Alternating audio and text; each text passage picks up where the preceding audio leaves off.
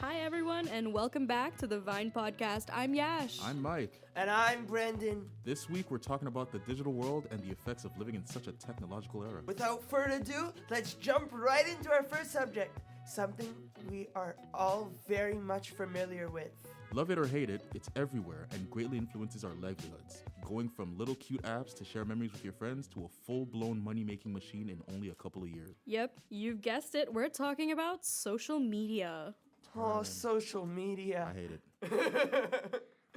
I hate it. I have to take a break from social media, I swear. Social media is just... No, we're not going to... Imagine using social media. Couldn't be me. Closes all my Instagram tabs. All? How do you have more than one? You know what? Skipping that. Anyway, since we're talking about social media, let's just jump to the biggest, The Kardashians. Wow. Cough, cough, You cough. said it. Take it. Yeah, take it right there. Yeah, the Kardashians. What the hell is up with that family, man? What the hell is up with the Kardashians? What the? It's the Kardashians, am I right? There's Stormy. Who is there? There's Stormy, Kylie, Stormy Kim. doesn't even count yet. I mean, you say they don't Wait, they count, don't? but isn't Stormy technically already on social media? All of their female That's children true. have kind of been pushed into the spotlight pretty early True. on, if you think about it. A lot of people don't know about Rob Kardashian. Who the hell is Rob yeah, Kardashian? see, there we go. Yeah, that's Rob the son. Karda- They have a son named Rob. They have a son? Yeah, he dated Black China for a bit. I think they're still dating. I'm not sure. I'm sorry, what kind of name is China? And, Oh, it's Black China with it's a spelled it's with China a with a Y. Y. I know. Yeah. What? I don't know, but yeah, no. Rob. Rob Kardashian. Is his kinda full name name is that? Robert? I don't know, but No offense to anyone named Rob, but what the hell kind of name is Rob? Damn, we just Like coming after broccoli Rob, like Robert California from The Office, cough cough. Jeez, Yash. What kind of name is Rob? You have the audacity to give your kid the name Rob, not even like Robert. We're not getting into that. You know what? I'm just gonna retreat from this before they Rob's start a coming after. nickname. Before they start Anyway, coming after me. sorry to all the Robs out there. I'm not sorry. But yeah, why are they specifically pushing the daughters? Do you think? So, in relation to that, in response rather to that, if we want to question why the daughters in particular, because I'm pretty sure they have sons too that have been kept out of the spotlight as far as I'm aware. Like Rob. Yeah, Rob, for example. I think particularly because the daughters are really kind of the moneymakers in that family. I don't know how else to say it other than there's way more ways to sort of market a female child in, I guess, social media. And there's really no way around it, saying that the internet has a tendency to focus more on female people. Cough, cough, cough, cough. But why? Cough, cough, cough, cough, cough. Yash, explain to us. But why? Well, a problem that the internet has often, and I feel like it should be addressed and taken seriously, is the over-sexualization of children, particularly females. We do this a lot. We sexualize their mothers, for example, Kim, Kylie, and they're sort of treated as women with the quote-unquote ideal physical body shape, even if they've undergone massive plastic surgery to Ideal attain to it. who? You look like Betty Boop. Well, the thing is, they're trying to adhere to what we as a society have constructed to be the ideal female body shape. And in essence, they're trying to build their daughters up in the same image because it's marketable. Their daughters grow up to be little mini-me's of them. They can essentially continue this family legacy of corporatization and profiting off of attractive female body shapes. And their makeup brands. Yeah. I would just like to say it's funny that you said the desirable look of a woman, because I'm pretty sure that's man's desirable look for a woman. I've never heard of a woman saying, this is what I would like to look like, Yeah. until after it was just pushed out there. You know what I mean? Well, It's yeah. aren't most female beauty standards in today's social sphere constructed by men? Yeah. If you really think about it? Yeah, they are. And I could say the same thing about men's physicality being constructed by other men, which Absolutely. is very strange, because then it kind of gets turned into a woman thing. And then it's a very weird, slippery slope from there. And it's just... I guess social media makes this entire subject far worse. It really skews your perception of self. But even just knowing, sorry, I'm really changing the subject a tiny bit, but not too much. But Stormy, okay? Mm-hmm. Just putting it out there, okay? The first child of Kylie, okay? Since day one, Since day one, Stormy, as a female child, had an Instagram account. Why? But, just listen to this. But for the same exact Kylie Kardashian, she had a male child. What even is his name? What's his name? Oh my Does God. he have a social media account? What is he his name? monetized? So, like, I know that they have a male child.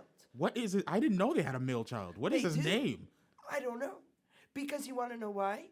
Because they're so hyper fixated on the females having the social media platform. But whatever happened to the male? Do they think that they'll lose their image if they make a male social media account? What do you think? Actually, you bring up an interesting point because I'd completely forgotten that Kim and Kanye also have a male child. Are you Oh my serious? God. I actually didn't know that. I can't remember if he's Chicago. Yo, I'm looking that up. I'm pretty sure his name is Chicago West. I'm not sure, but we don't hear anything about that child. I've seen more videos of North on TikTok, which, by the way, I have to say I would agree with Kanye on that. North should definitely not have an Instagram account. Same thing with most children at a very, what's the word I'm looking for? Impressionable age should Absolutely. definitely not be on TikTok. I would know. I have a brother. He is constantly on there, and the stuff he spits out is just why. But, If I could just point something out right here, and just to be fair, I'm sorry guys, but I really don't read the terms and conditions of apps. But except, and I don't know who does, but except that's why in one of my humanities classes last semester, we had to see like the terms and conditions of TikTok. And one of the things says that you have to be 13 minimum to get onto TikTok. but who's going to enforce it? That's the thing.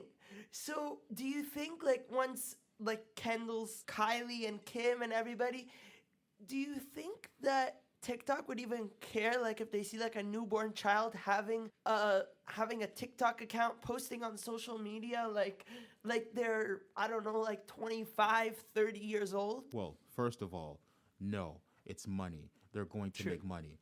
We're not going to get into the, logistics of child labor and child exploitation in social media, but yeah, they're going to be making money. And two, part of me thinks it doesn't even matter because TikTok isn't going to be up for long. Or at least I don't think it will unless, True. Congress changes their mind about everything or whatever. But TikTok's not going to be around for too long. So I don't think they have to worry about that end, Guys, we're not sponsored by TikTok. God, no. We are God. also Just not keep that in sponsored by Congress. Though Yeah. if either of them would like to sponsor us, No. I'm just putting it out there, man. Keep Congress away from me. That's nah. Anyway. Mike's out here with his Superman t-shirt just saying like, no. Nah, I'm here for truth, justice, and a better tomorrow. But nah. Oh wait, hold on. Chloe has a child. Someone. I'm Wait, sorry, what? I don't keep up with the Kardashians at They- all. I really they wouldn't all be able have to tell you. Ks. It's all a clusterfuck at this point. Clusterfuck with a K. Yeah. But nah. I'm pretty sure most of them have male children, and you just never hear. I'm pretty sure actually. What's her name? Kourtney Kardashian has several boys, but you never hear anything about them.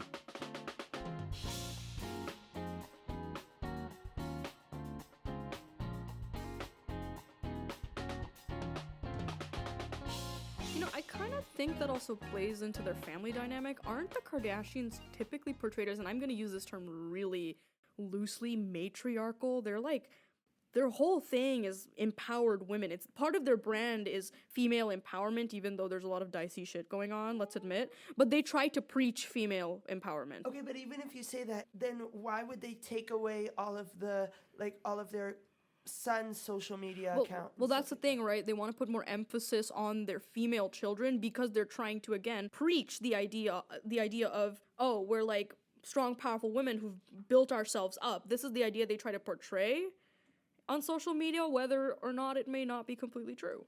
But so that brings the question, are boys, like when they have a son, are they beneficial to the Jenner brand? I think that just goes back to what we discussed earlier, which is definitely not. Yeah, it's definitely like gender politics at Yeah. play. Because again, I've mentioned this earlier, their whole thing, and this is, we know there's a lot of dicey shit up with their companies and their brands. Yeah. labor, Oh. cough, cough. Oh. But if you see them in any adverts or like when they have their interviews, they strongly try to imply that they built themselves up and they're, like I said, strong, independent women who don't need no man, whether or not that reflects their actual lifestyles or not. I'm sorry. I hate to change the subject, but did you just say advert? Advertisements. Is that the short version of that word? Okay, You can I thought call was it an ad. advert. Okay, anyway. It is ad, but adverts is also applicable.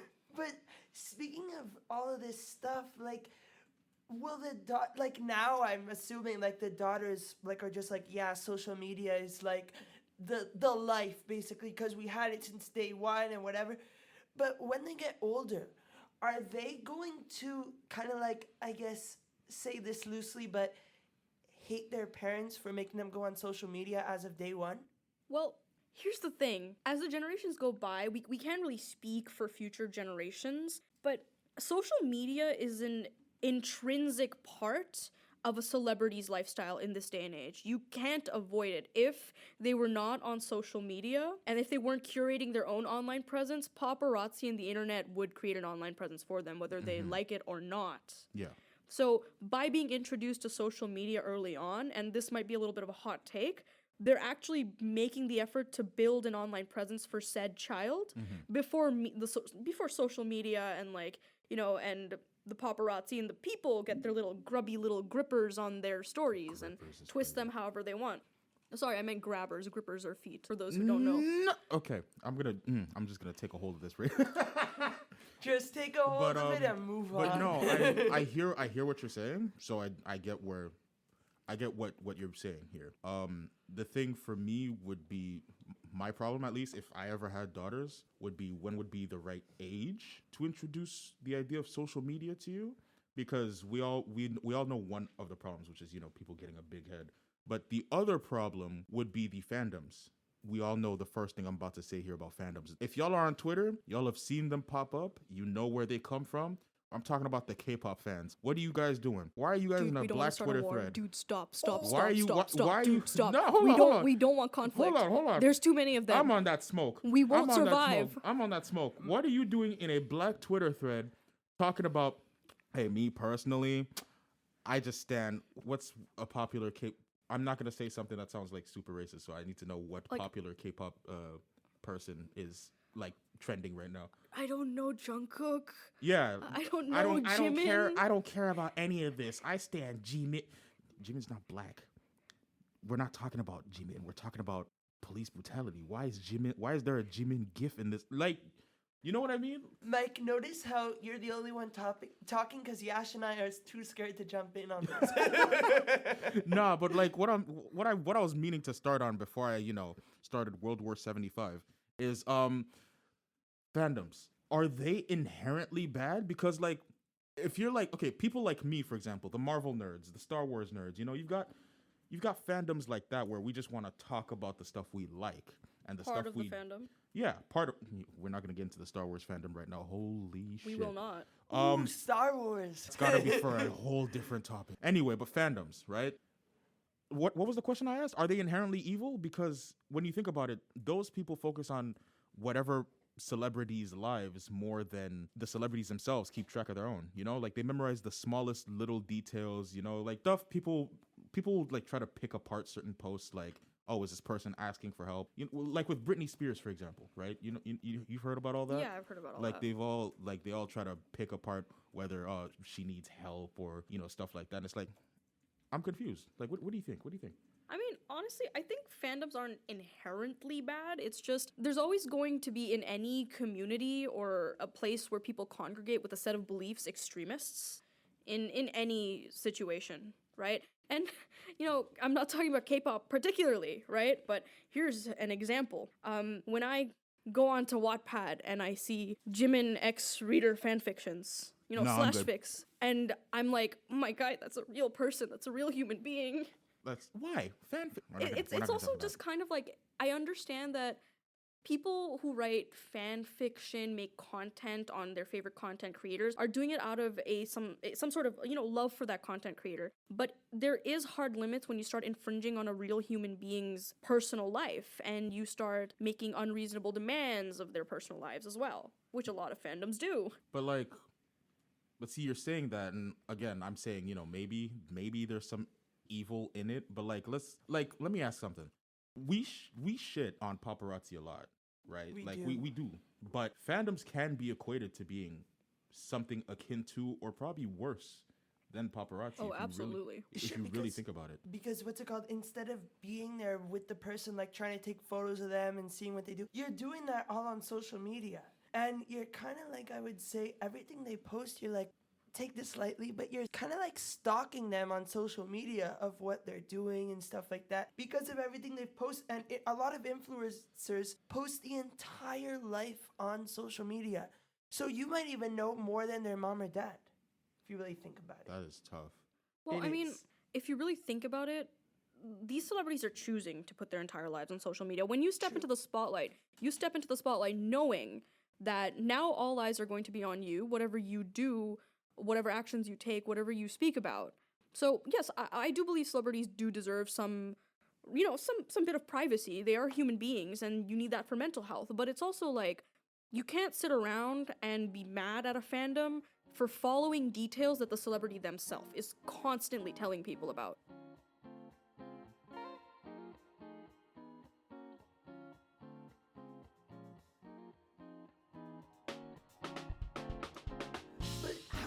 You guys started spending more time on social media during the pandemic? Because I know I have. I don't know about you. I just seemed like I was more addicted to that because I never had it before. Bro, I was just playing Duck Life.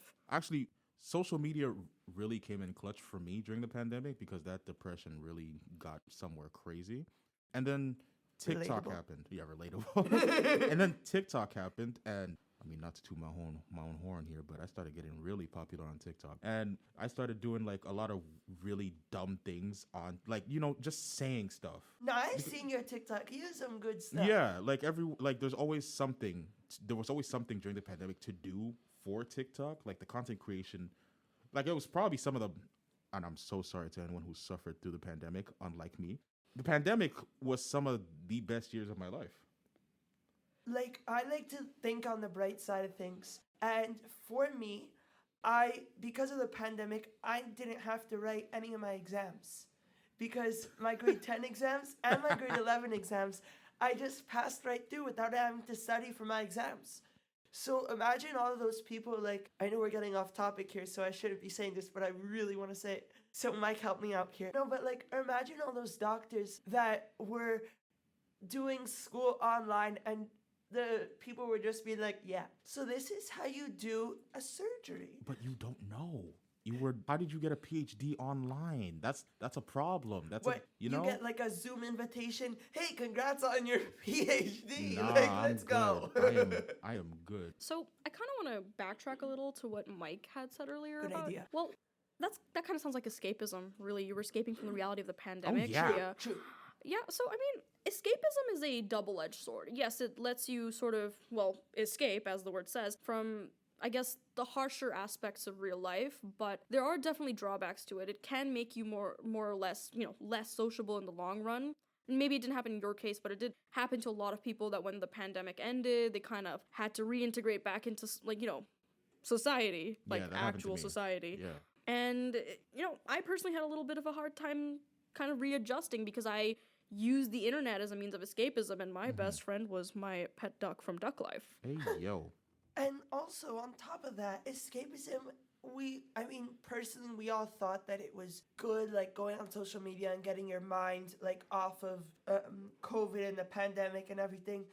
But that just brings in, like, oh, we thought it was good, so we're getting addicted to it because it's really good. We're on social media. We're getting our mind off of the pandemic. But then when the pandemic's cooling down and life is starting back up again, then you have to get off social media and go and do stuff.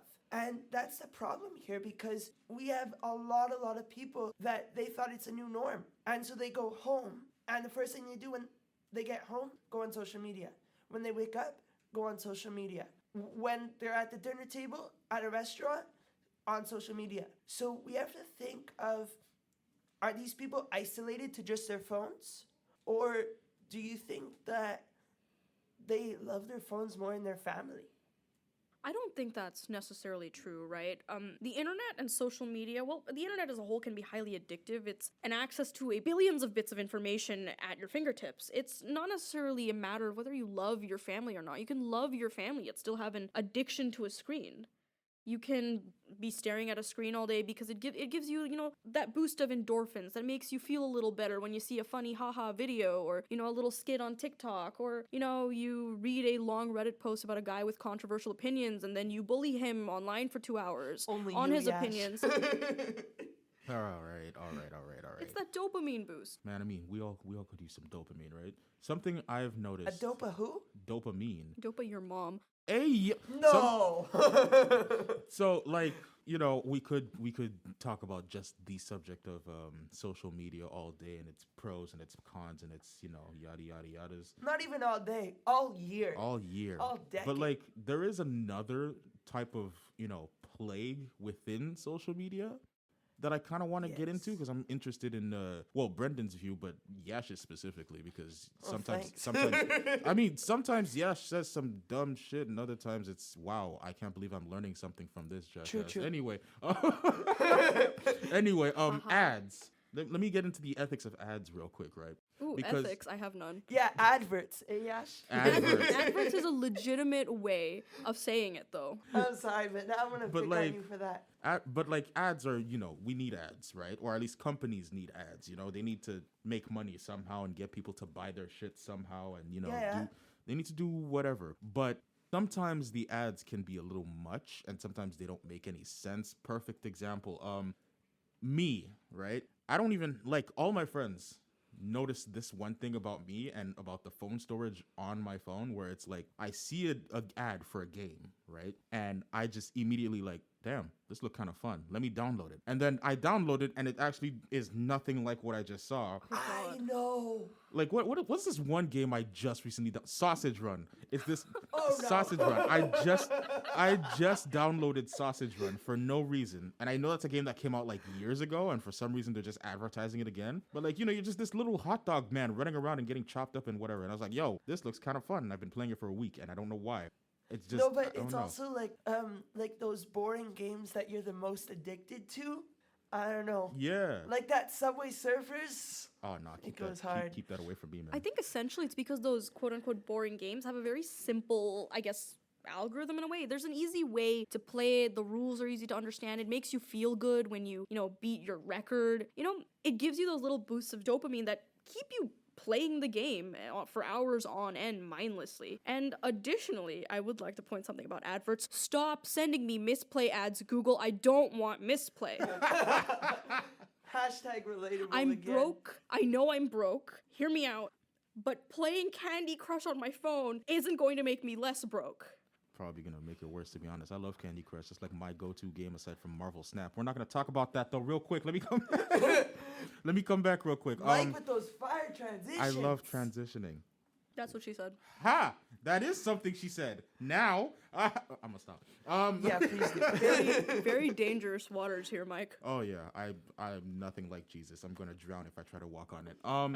But what do you guys think is more annoying in the sense of ads? Like, the regular company pushed ads like, hey, you gotta try this game, or like Instagram influencers trying to, you know what I mean? Just advertising their Instagram, even though it has nothing to do with anything. Like, have you guys scrolled through Instagram Yeah. and sometimes you'll just Yeah. see sponsored by or whatever, and you'll just see like some random person and they do nothing. They don't even promote a business.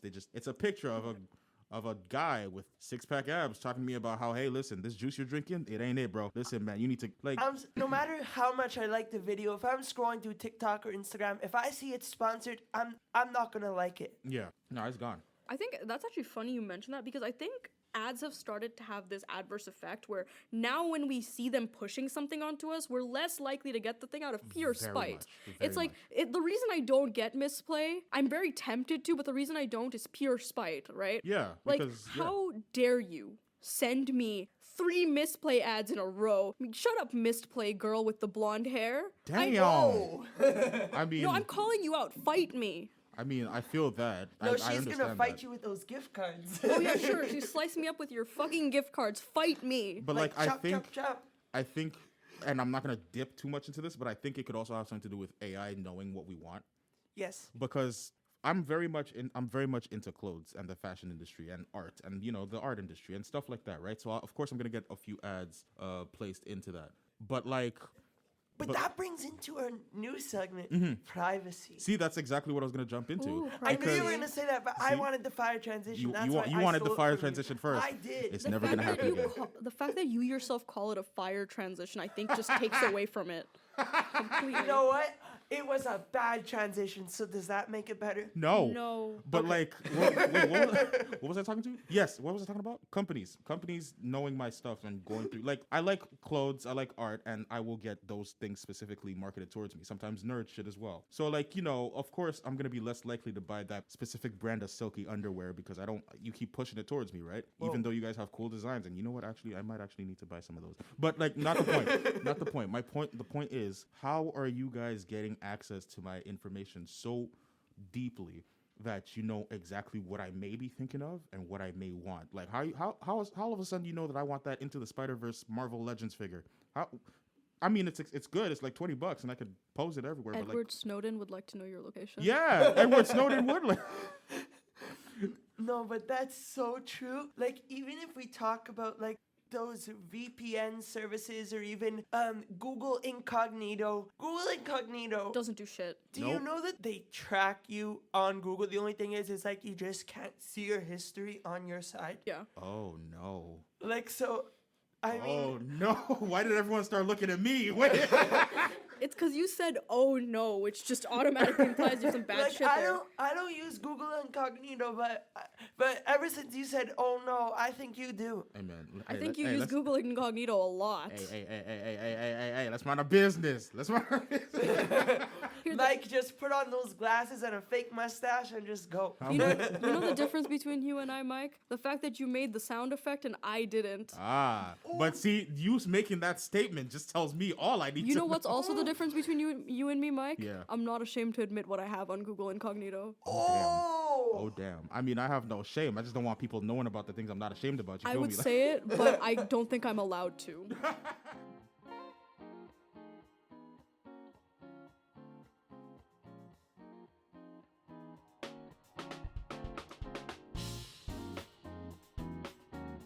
Let's get back to privacy.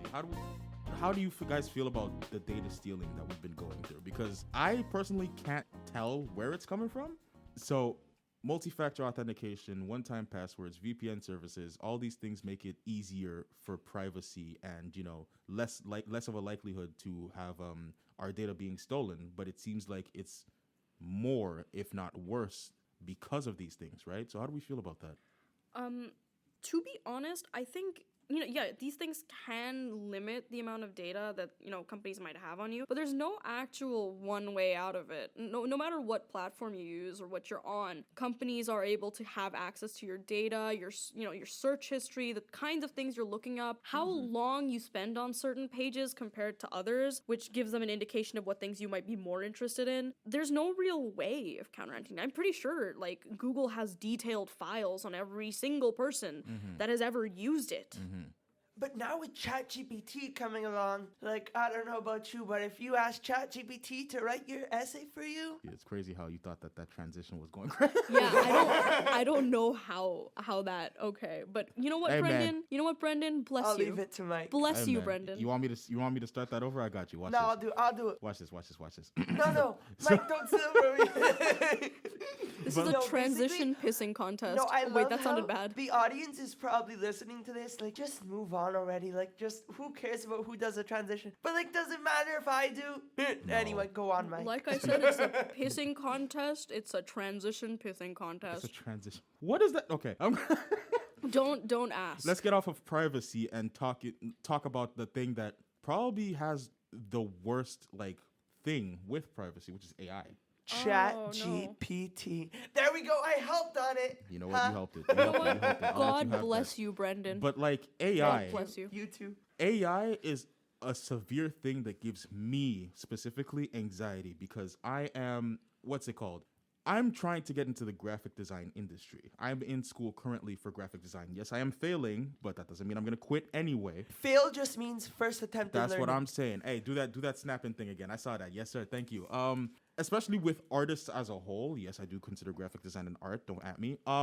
AI potentially stealing data from other artists and then just, making it into a hodgepodge to make quote unquote better art is worrisome because it comes to a point where it's like, hey, could this potentially take my job? Will there be a need for artists and graphic designers out there? Like, AI is very worrisome for things like that. And I'm glad that you brought up ChatGPT because that's also another thing. Will that become a hindrance for people in school? Because I'm sure a lot of us, myself included, have used ChatGPT to get away with a lot of things. Self-report. Hey, man, listen, they ain't gonna know it was me. But my teacher, shout out to Miss on the podcast. No, but he told us, what's it called? For our assignment to use ChatGPT. I'm sorry, you're gonna make this man lose his job. No, but we had to do a psychometric profile of ourselves. And it was so interesting. And ChatGPT just said what I said in like so many words, like my 1,000-word essay. No, but ChatGPT just made it so much simpler, so much better language. But something that I saw that wasn't part of the assignment, I put this into ChatGPT on a different device. I said to ChatGPT, "Hey ChatGPT, did you write this?" And ChatGPT said, "Yes, I did." Well, that's a thing, right? So is it it writing it? remembers. Is like the AI is the ChatGPT AI? Sorry. So it basically goes back to what you were saying, Yeah. that it takes what you did, either your design or your words, and brings it into its own to make it a little bit better. Yeah, because And that's ChatGPT worrisome takes, to some jobs. Yeah, ChatGPT takes what's it called? It takes information that's on the internet and but like I don't think that itself is inherently a bad thing either. It just depends on who's abusing its power, right? From the angle of sort of like, and I don't want to say social justice, but from justice for content creators, is that, well, not even just content creators. Imagine you're writing like a 5-page essay for school, right? And you're putting all this time into doing the research for it. You're doing the work. You're citing your sources, and then the kid next to you just use ChatGPT overnight to have their entire essay written for them, and they're getting the same exact grade as you. To me personally, that just does not seem fair in an academic sense, that you are being graded for the effort you're putting in, and they're being graded despite the lack of effort they're putting in. Especially with the R score. Absolutely. See, that's what I mean. It's just another abuse of power. I'm sure you can use it to reinforce certain things, but using it as a whole is definitely more of a hindrance from an academic standpoint. Yeah, which is where it gets me to my alternative point of view, which is and just to play devil's advocate for a little bit here. AI, a lot of people do consider it just a natural technological evolution, right? Like, it's a tool to make our lives easier. And in certain professions, it can actually streamline a lot of menial tasks. I know it might make a lot of people lose their jobs, but it could be of greater efficiency to people as a whole, doing tasks that a normal person might take, say, a week to do in a matter of minutes. I think from that angle, it's a lot more efficient than a human being doing that job. But ChatGPT could technically help you write something.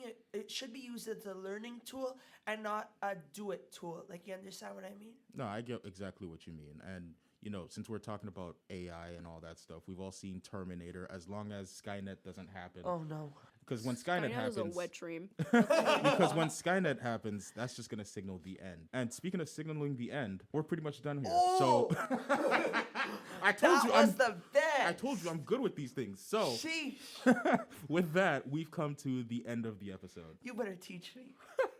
And, today we didn't have a guest, but thank you to all of our wonderful hosts, scriptwriting team, and everyone else here with us. Yes, And sir. of course, thank you for tuning in today and listening to my transitions.